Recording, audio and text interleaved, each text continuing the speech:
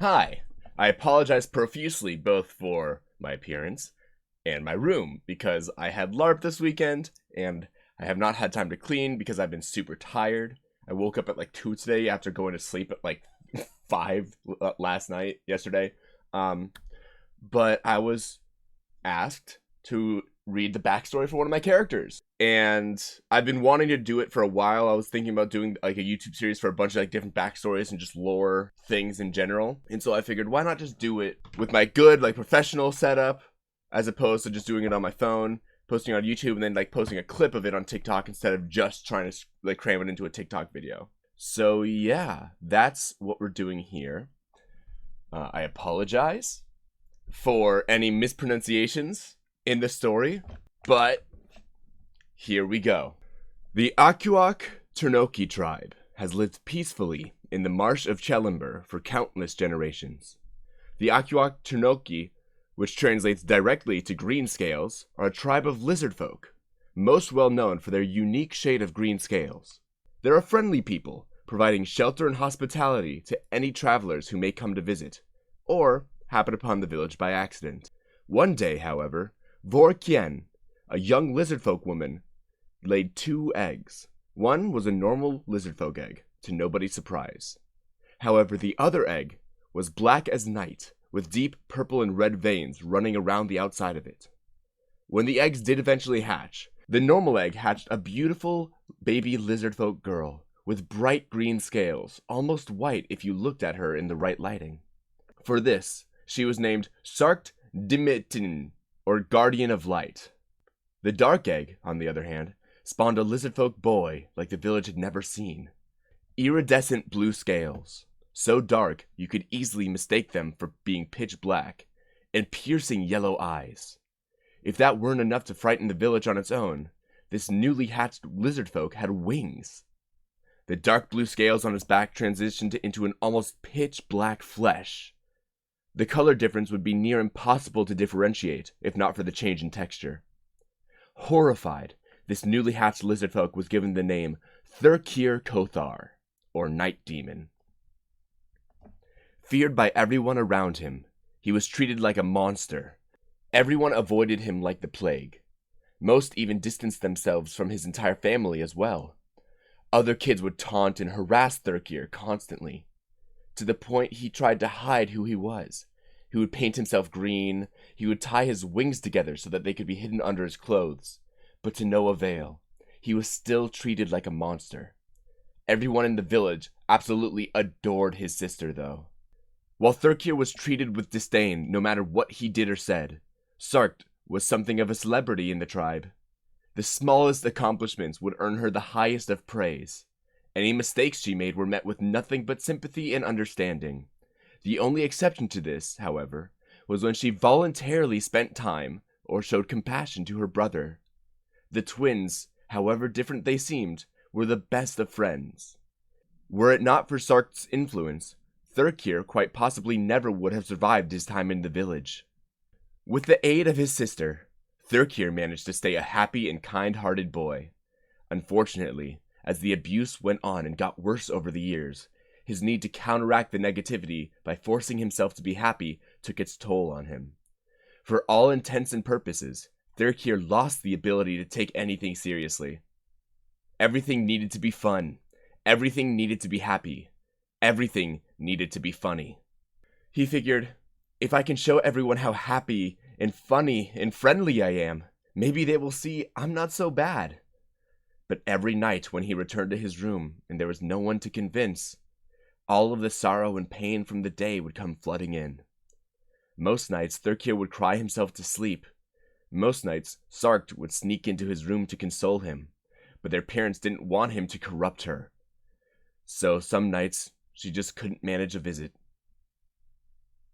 As he tried harder and harder to befriend his peers, and became more and more desperate, his positivity turned almost manic. If people didn't hate him because of how he was born, they hated him because he was annoying. One night, after the worst day he had had in a while, he couldn't handle it anymore. He tried to wait for his sister to come visit him, but he could hear his parents standing guard outside his room. He had reached a breaking point. He was so desperate to be accepted to fit in even a little bit. That night, Thurkear took a dagger, and he cut off his left wing. His screams of agony echoed throughout the marsh. Sarkt rushed into the room, being held back by her parents. She saw her beloved brother on his knees in the middle of the room, surrounded by and covered in blood, looking up at her, bawling his eyes out. The sheer amount of despair and pain in his eyes shattered her heart. She cried out for him, but her mother dragged her away. Irajak, their father, rushed Thurkear through the village, a sea of sleepy lizard folk watching as they made their way to the tribe's cleric, Ekes Lurisiv. For the first time in his life, Thurkear had been looked at by the village with sympathy. It wasn't what he wanted, but anything is better than the looks of loathing he was all too familiar with. Irajak managed to stop the bleeding and suture the wound, but there was no attempt to reattach the severed wing. With the combination of pain and blood loss, Thurkear lost consciousness. The next morning, Thurkear woke up in his own bed, face down. Sarkt was fast asleep, clinging to his arm. Her eyes were swollen from crying all night. Still groggy, Thurkear felt for his wing and fought back tears when it wasn't there. Instead, he felt a small stump where it should have been. It was tender, but the pain was nothing compared to the night before. Something was wrong, though. He felt for his other wing, and it was gone. There was no wing, not even a stump, just a smooth, scaly surface interrupted by stitches. This was also tender, but much less than the stump, most likely because it was removed by a healer with medicine and the proper tools available. He couldn't fight back the tears anymore, and he broke down. He buried his face in the pillow, trying not to disturb Sarkt's sleep.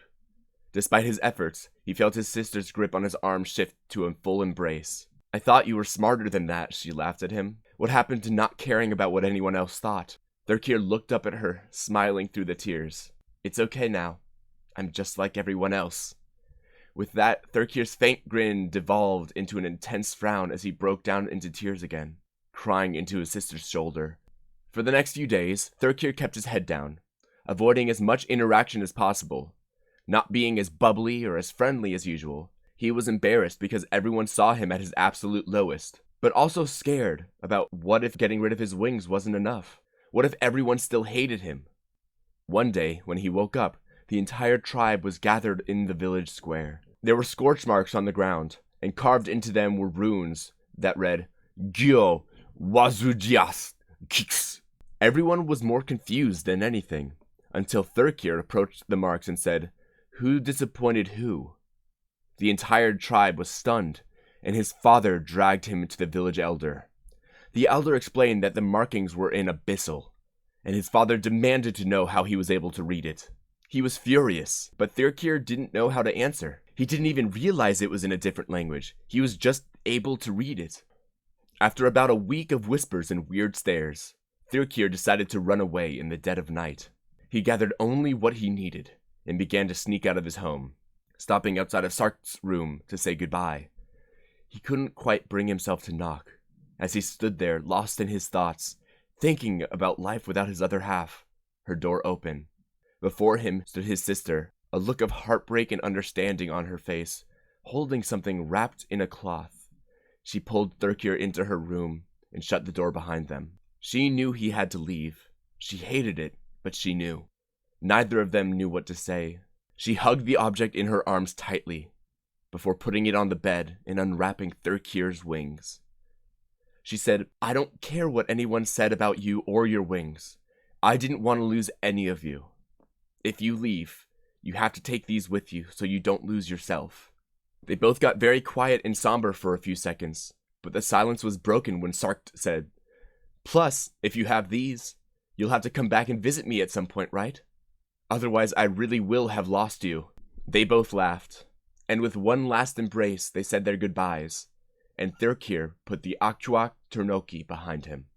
Thurkear made his way to Neverwinter. It wasn't too far, and, according to the villagers who passed through the village, it was a huge, diverse city, bustling with more kinds of people than he could imagine. He lived on the streets for a bit. As a 6-year-old, he was able to live pretty comfortably off of the generosity of others. One day, after a few months, he was approached by some less than upstanding citizens. They offered him more money than he ever imagined he would see in a lifetime, and all he had to do was make his way into a noble's estate and retrieve a scroll that they had stolen. They told him that the nobles had a son about his age, and befriending him would be his best way in. So Thurkear became friends with the son, an elf named Nyan, and before long he was invited over to play. During a game of hide-and-seek, he found the scroll in the father's study, and unlocked the window so he could make his move later that night. Collecting payment for this job was like nothing Thurkear had ever experienced before. He was praised, appreciated, respected. All he ever wanted back home, he got within a couple of months in Neverwinter. Not to mention enough gold to buy a decent-sized home for himself in the city. So he made a life for himself. He would get hired by back-alley scum, and if he were ever questioned about it, he could easily talk his way out of it. He was a bubbly, charismatic, friendly child. He was the perfect tool for anybody who needed something obtained from someone else. As he got more clients, he got more requests for assassinations, which he always refused.